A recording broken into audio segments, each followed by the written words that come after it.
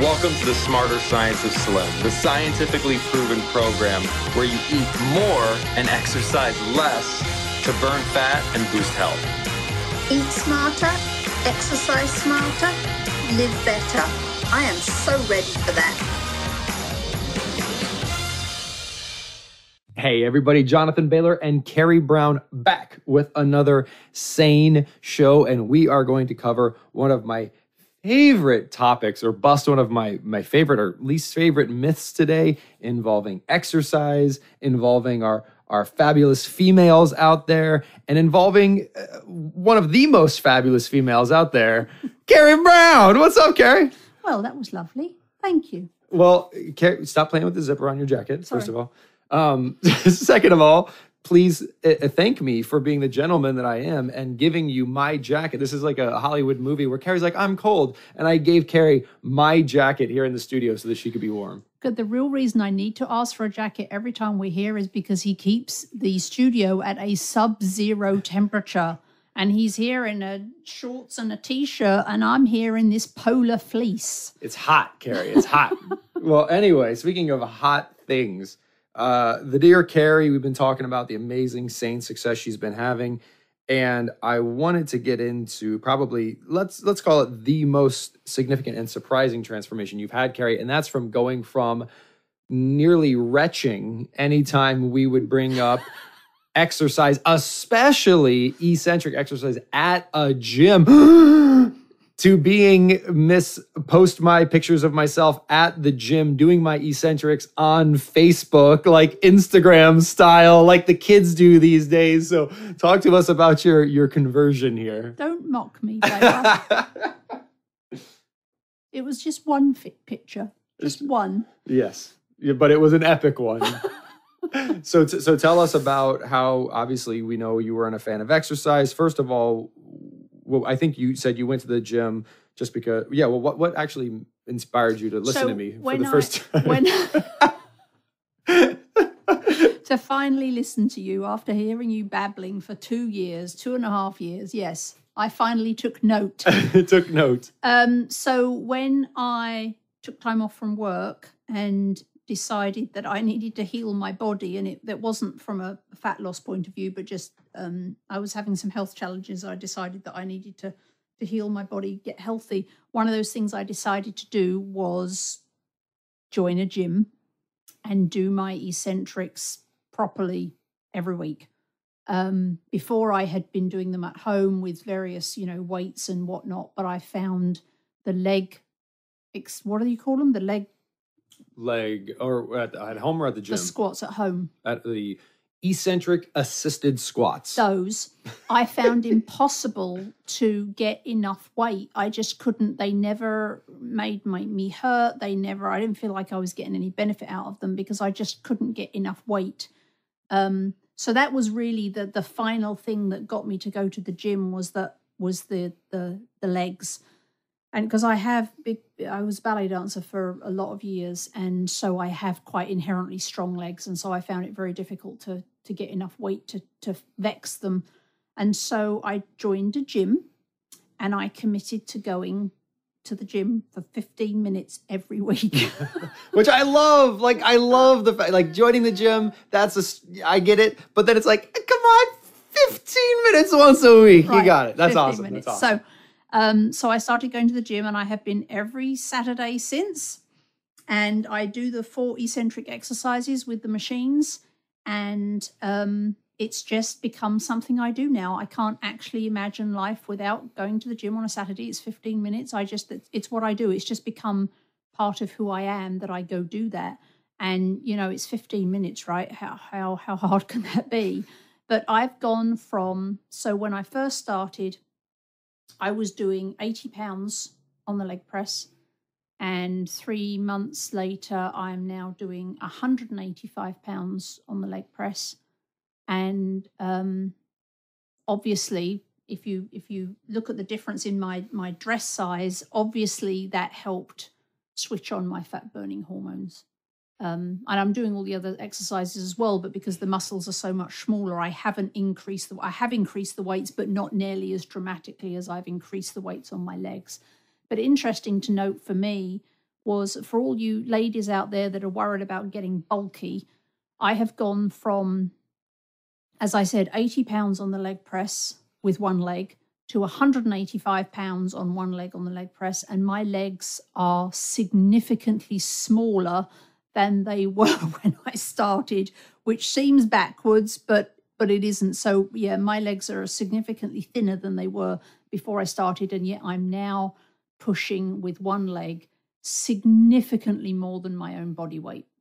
So let's unpack this, because this is so empowering, Carrie. So let's go back to when you were struggling a couple of years back.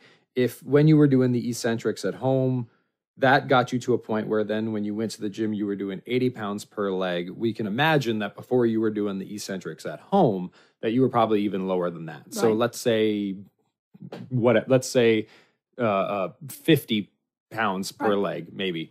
So let's say 50 pounds per leg. And so here you are, Carrie, an individual started out size 0, size 2 in her youth. So naturally slim, smaller, petite person who had gone up to a size 8, whose legs can each individually press around 50 pounds. Right. Today, fast forward, 10 years later, and you are now leg pressing more, so 3 or 4 times as much weight. Mm-hmm.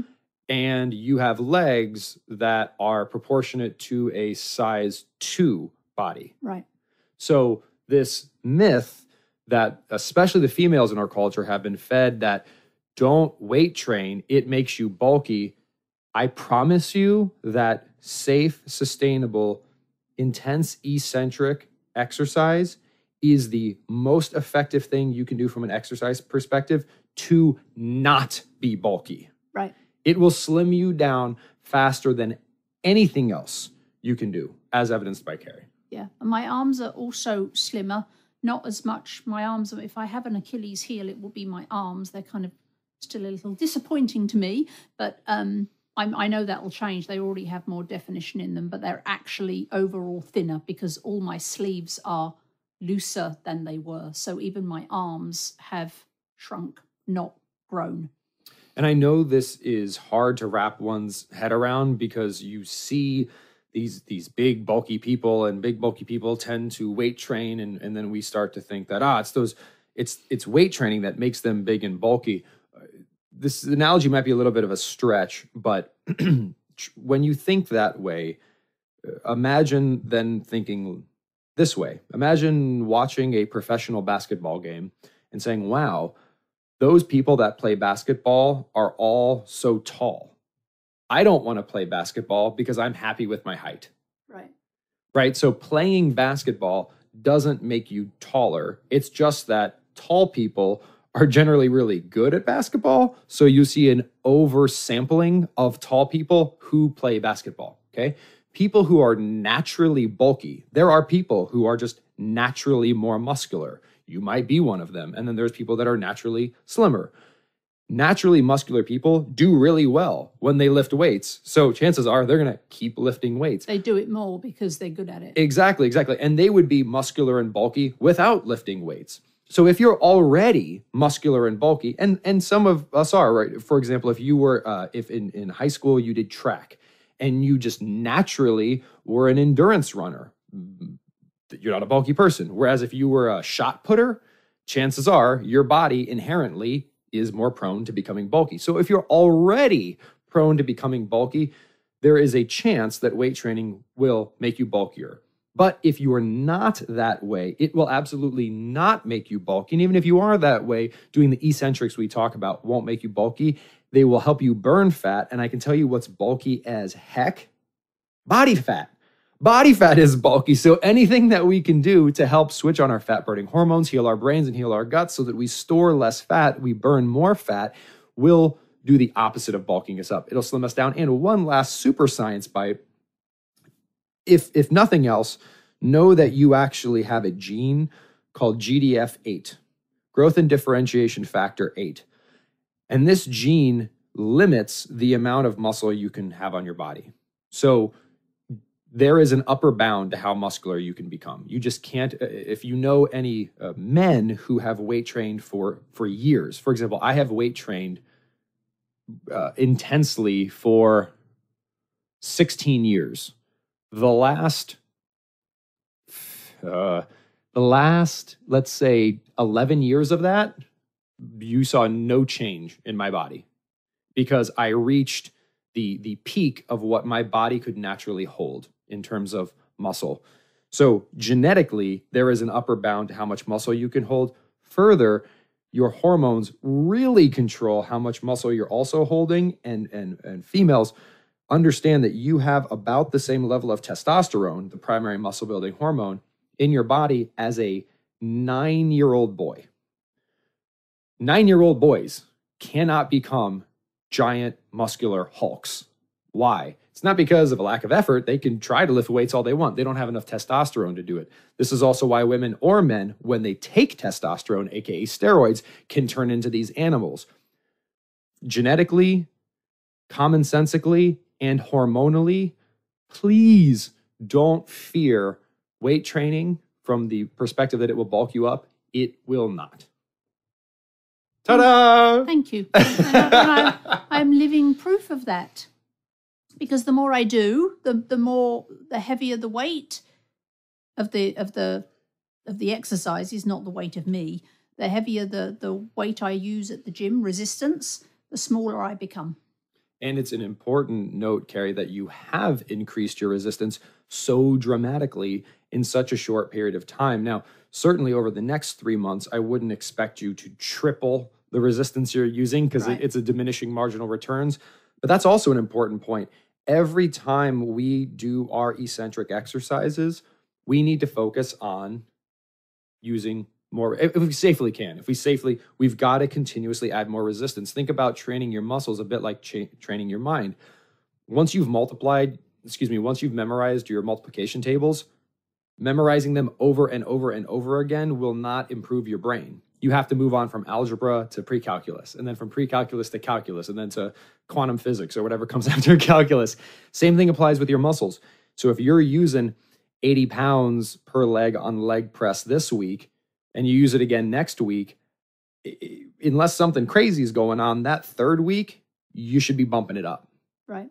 So just make sure, just like in everything else in your life, if you want to get better, you have to continue to challenge yourself. So often we can get in ruts when it comes, I put it on level 3 and I go.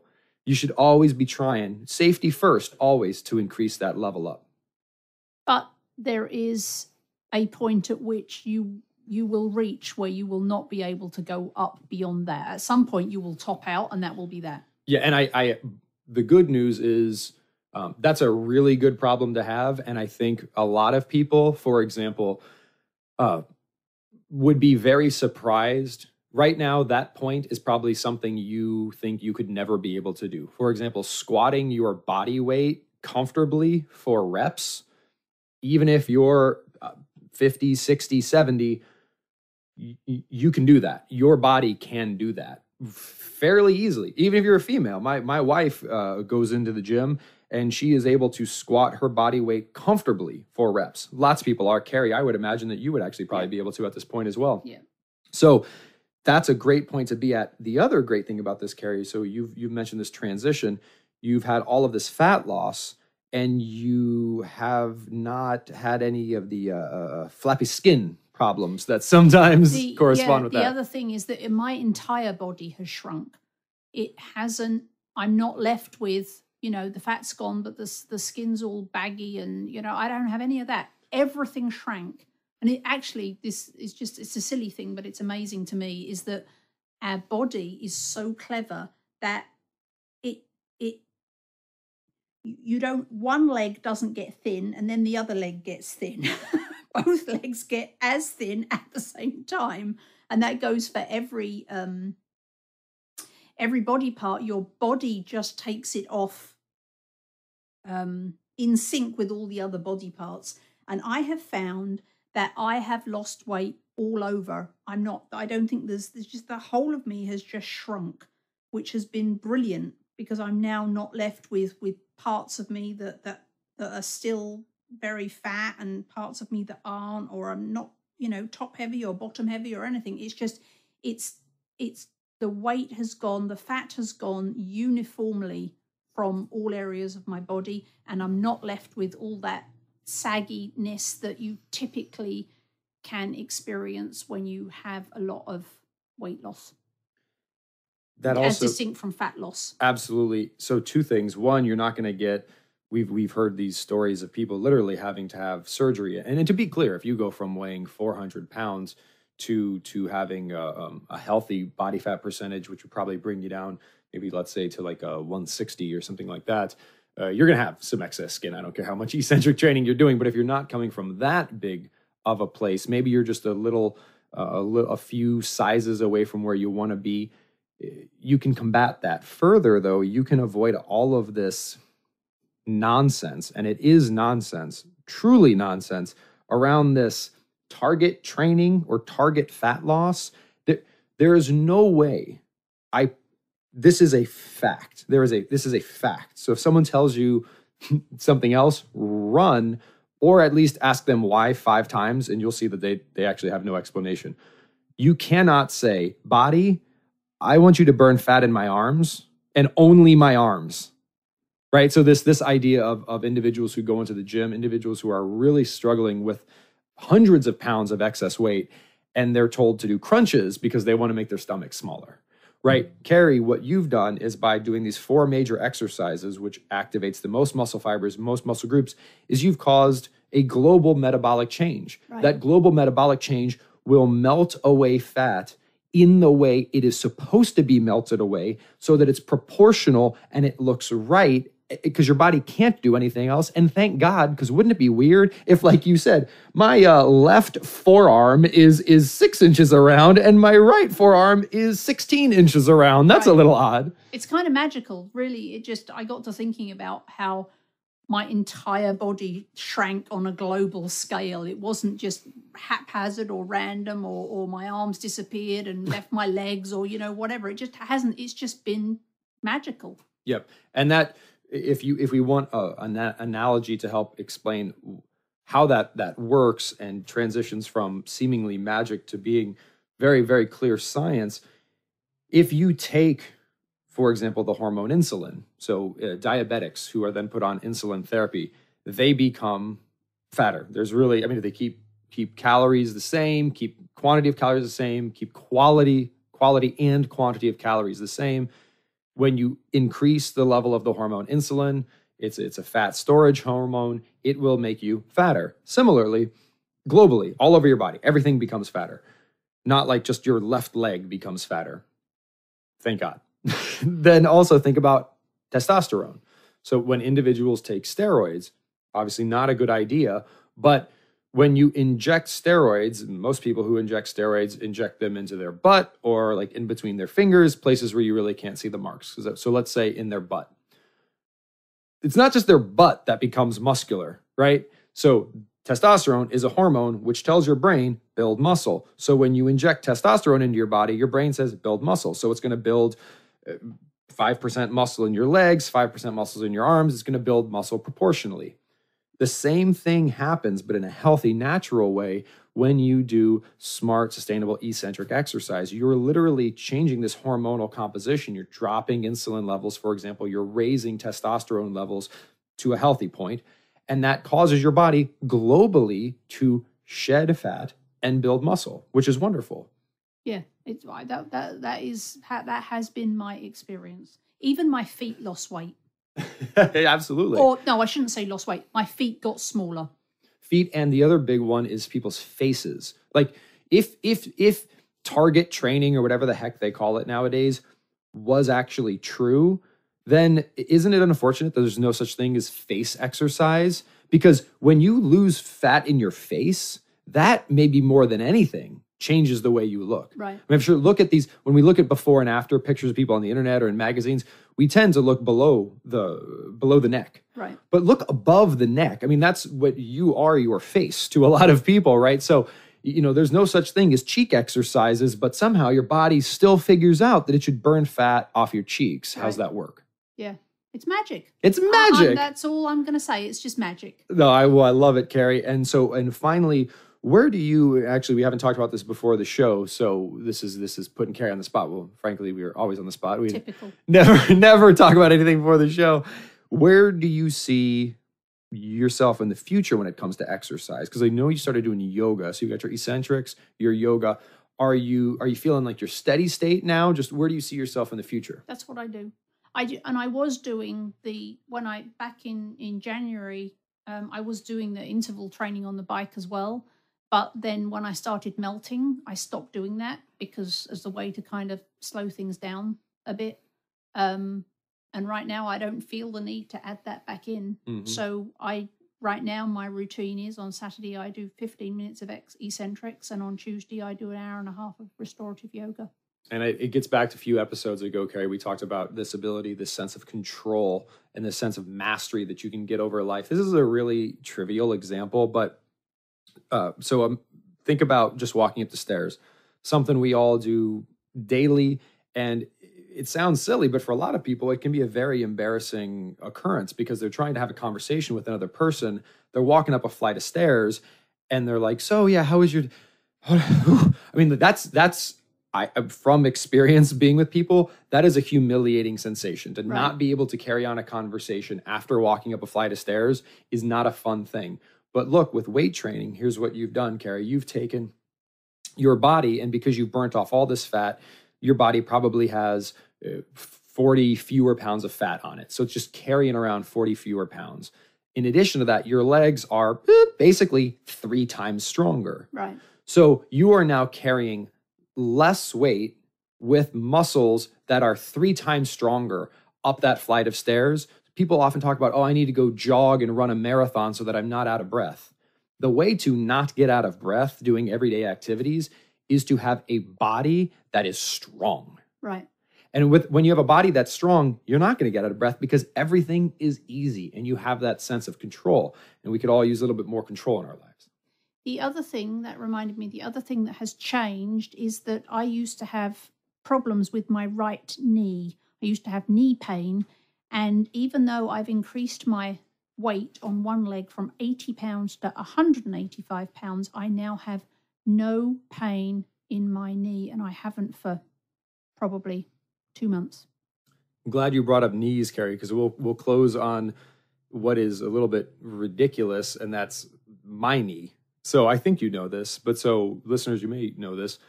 I actually don't have an ACL or a left meniscal disc in my right knee. So unpacking that, if someone says, hey, I blew my knee out, or that athlete is out for the season, they blew their knee out, frequently they're talking about they blew out their ACL, which is your anterior cruciate ligament. It's one of the ligaments in your knee. I don't have that. So I've blown that out 3 times and I didn't get the 3rd surgery. This all happened more than a decade ago. So, and there's also these meniscal discs that cushion the bones in your knees. I'm just missing one of those. They had to take it out because I tore it so bad. The reason I have been able to operate with, granted, I'm not able to play intramural football or whatever, but function in normal life without any problems for more than a decade with a blown out knee. My knee is literally blown out and has been that way for more than a decade, is because I've so strengthened all of the muscles that surround it that it's been able to compensate for that injury. There was a time when I was not able to strength train. My knee started hurting. I really, like, my mobility was compromised. It's only through strength training that I have literally been able to live without a part of my body. So, hey, slim down and do without body parts. That's a pretty amazing combination. And I also no longer have lower back pain. I used to have lower back pain when I stood up for any or walked for any appreciable amount of time, and I don't have that either. And I don't know I think that's probably a combination of healthy fats, so my joints are lubricated better, but also a combination of the eccentric exercises and the restorative yoga. Love it. Folks, it's all about less but smarter exercise. Restorative yoga is great. Pilates, Tai Chi, stretching, walking, anything that's restorative, and then small, safe doses of that intense eccentric resistance training is good for what ails you. And this week and every week after, eat smarter, exercise smarter, and live better. We'll chat with you soon. See ya. Wait, don't stop listening yet. You can get fabulous free SANE recipes over at carriebrown.com. And don't forget your 100% free eating and exercise quick start program, as well as free, fun, daily tips delivered right into your inbox at bailorgroup.com. That's BAILOR group.com.